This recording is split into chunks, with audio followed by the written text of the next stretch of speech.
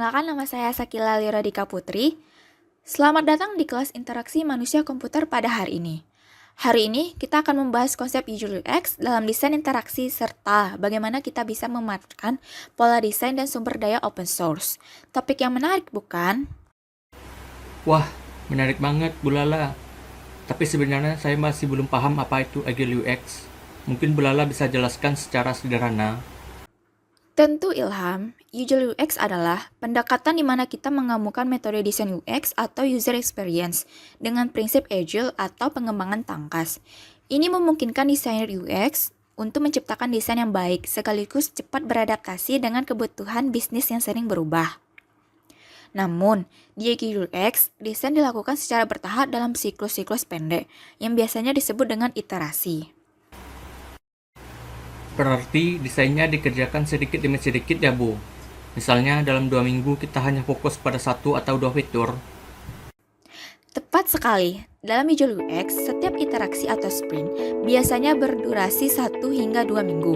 Pada setiap iterasi, kita fokus pada satu set fitur yang prioritasnya lebih tinggi, sehingga kita bisa langsung menguji desain tersebut pada pengguna dan melihat respon mereka. Jadi, dengan begitu kita bisa menyesuaikan desainnya secara cepat sesuai masukan dari pengguna. Betul, fleksibilitas adalah salah satu kunci User UX dengan mendapatkan umpan baik secara berkala. Kita bisa langsung memperbaiki atau menyesuaikan desain sesuai kebutuhan pengguna.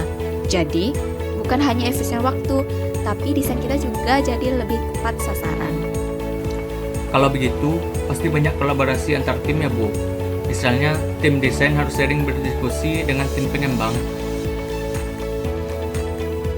Nah, dalam User UX, kolaborasi adalah segalanya. Desain UX bekerjasama erat dengan pengembangan manajer produk dan bahkan pemangku kepentingan lainnya. Setiap orang punya peran penting dalam memastikan desain yang baik. Bukan hanya menarik, tapi juga mudah diterapkan. Berarti desainnya juga harus fleksibel dong, Bu. Misalnya jika ada perubahan kebutuhan dari tim pengembang, kita bisa cepat menyesuaikan. Nah, makanya penting sekali bagi tim untuk terus berkomunikasi dan berbagi perkembangan. Dengan begitu, kita bisa memastikan semua fitur dan desain yang dibuat tetap sesuai dengan kebutuhan pengguna dan bisnis tanpa harus mengulang dari awal. Selanjutnya, mari kita bahas tentang pola desain. Menurut Ilham, apa itu pola desain? Pola desain itu seperti solusi yang sudah umum dipakai untuk masalah-masalah yang sering muncul dalam desain ya, Bu. Ya, pola desain adalah solusi yang sudah terbukti efektif untuk masalah-masalah umum dalam desain. Contohnya, pada tombol simpan atau kembali. Dengan menggunakan pola ini, kita membuat pengguna merasa familiar sehingga mereka tidak perlu berpikir panjang saat melakukannya atau menggunakannya. Jadi dengan pola desain kita bisa membuat pengalaman pengguna yang lebih intuitif ya. Betul, pola desain ini membuat aplikasi kita lebih mudah dipahami pengguna karena mereka sudah sering melihat atau menggunakan elemen yang serupa. Ilham, selain pola desain, ada juga yang disebut dengan daya open source. Apakah kamu tahu itu? Kalau open source itu seperti pustaka atau komponen yang bisa kita gunakan gratis dan kita juga bisa modifikasikan, Bu. Ya, banyak sumber daya open source yang bisa kita manfaatkan. Misalnya Bootstrap untuk pengembangan antarmuka atau pustaka kode di GitHub. Dengan komponen open source ini, kita bisa menghemat waktu dan tenaga karena tidak perlu membuat semua komponen dari awal. Wah, berarti kita bisa langsung pakai komponen yang ada dan fokus ke desain yang lebih kompleks. Benar sekali. Dengan memanfaatkan komponen yang sudah ada, kita bisa lebih cepat membuat prototipe atau desain awal. Misalnya untuk tombol menu atau tata letak, kita bisa menggunakan pustaka open source yang tersedia. Menarik juga, Bu. Jadi dengan pola desain dan open source, kita bisa mempercepat proses desain tanpa mengurangi kualitas.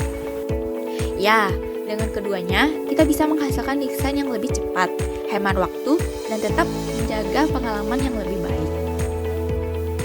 Jadi, hari ini kita sudah membahas tentang Agile UX, pola desain, dan sumber daya open source.